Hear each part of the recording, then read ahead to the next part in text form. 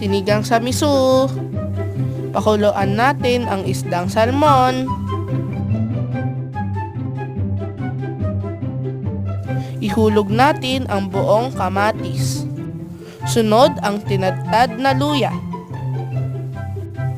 Pagkatapos ay ihulog ang mga okra. Pagkatapos ay ang mga labanos. Pagkatapos ay isabay ang mga kangkong.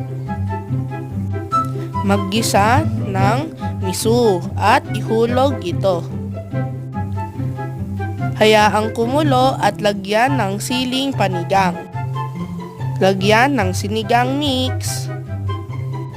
Tikman kung masarap. Ito na ang sinigang sa miso. Thank you for watching. Don't forget to like, share, and subscribe.